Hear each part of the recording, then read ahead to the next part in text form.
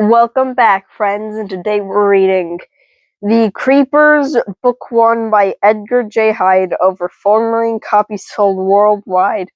Strange things are happening in The Creepers books. Yay, there are 10 of them.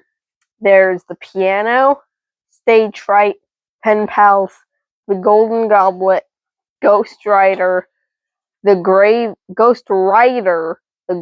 digger, the Scarecrow, Cold Kisser, Dr. Death, and Mirror Mirror. Dr. Death. This is the piano. Ignore all those other names I said. This is the piano. But all will be read in timely manner. And in the back of what? In the back of every book, I don't know how many are there. There's more from the other books. The first couple chapters from the other books. Now we're going to read chapter 1 of the piano. Chapter 1, A Stroke of Luck. Roger Houston checked the mirror, turned on his blinker, and brought the car to a stop on the side of the road. His wife, beside him, yawned and stretched. Where are we? She asked sleepily. Somewhere named Granville. Isn't it nice? He replied. I think I may fall asleep at the wheel if I don't get out for a while and stretch my legs. We better wake up the children. The Houston family was returning from their annual Easter trip and had been driving since early that morning. Mr. Houston felt his eyes ache with the strain of driving for so long, and he felt the need for some refreshment. Granville looks like the perfect place to stop and have lunch, thought Mr. Houston. The children, roused from their sleep by their mother, were rubbing their eyes, stretched wearily, and getting ready to get out of the car. Don't forget your jacket, Victoria. It's colder than you think, said Miss Houston. You too, Darren. Where's your jacket? Miss Houston busied herself getting the children ready while her husband leaned against the outside of the car, enjoying the fresh air. Nice place. This place is really picturesque, he said to no one in particular. I can't believe we've never noticed it before. His thoughts were interrupted by a family spilling noisily out onto the pavement. Darren's hair, as it typically did, stuck up in all different directions, while he could see his practically a teenage daughter check her reflection in the car side mirror and smooth down her hair before making sure her metallic blue nail polish wasn't chipped. Dad, Mom, can we go see the toy store? Can we please? Darren bounced up and down, looking eagerly from one parent to another.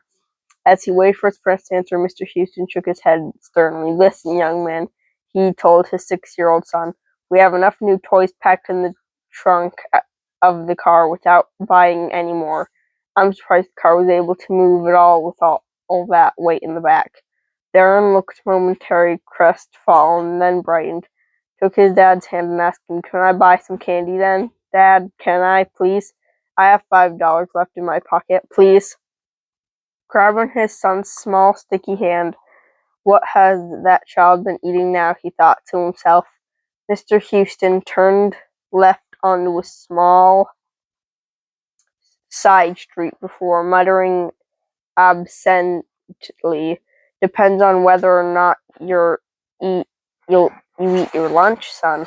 Miss Houston and Victoria walked behind more leisurely. Miss Houston admired the pretty flower boxes adorned front of the small white houses, and Victoria looked hopeful for a beauty store. As they turned onto the side street, they found Mr. Houston and Darren noses pressed hard against the shop window. Looking up, Miss Houston noticed the sign above the store.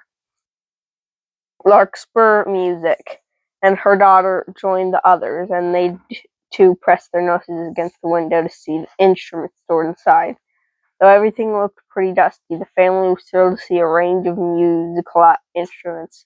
A cello, some violins, guitars, a huge drum kit that took up most of the left side of the window, and much more. Let's go in, Miss Houston said, glancing at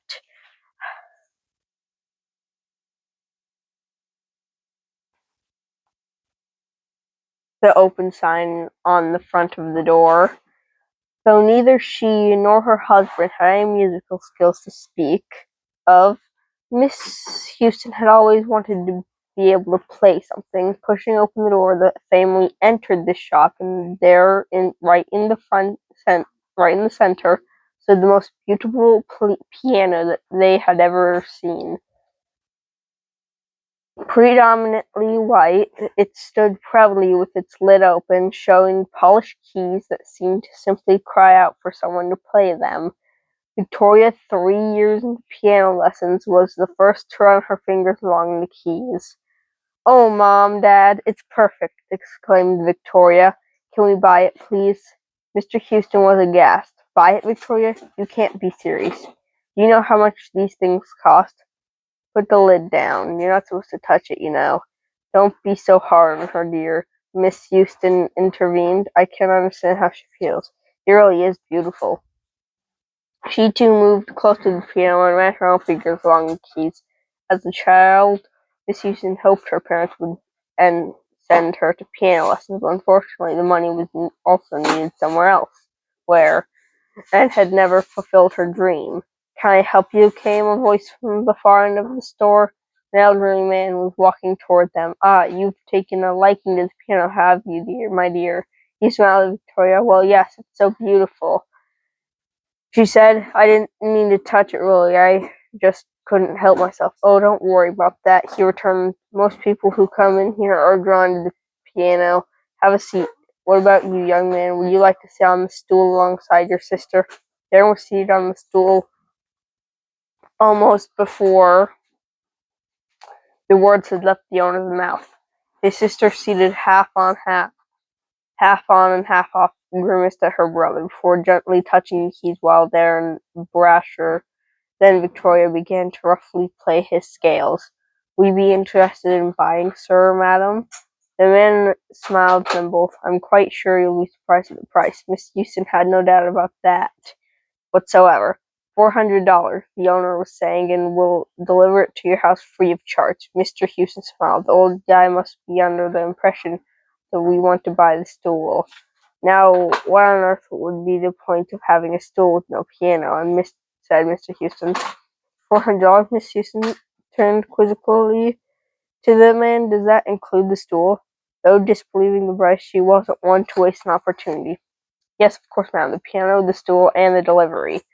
We get it to you by, say, Monday morning." Checking the wall calendar quickly, he nodded in confirmation. "Yes, Monday should be fine.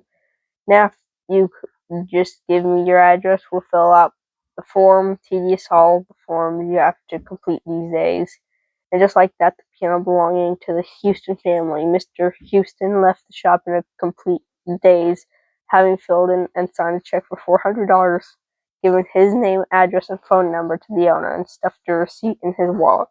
"Oh, don't look like that, Roger," said Miss Houston. "It's such a stroke of luck finding an instrument in that condition and that price." Taking both her children by the hand, she strode off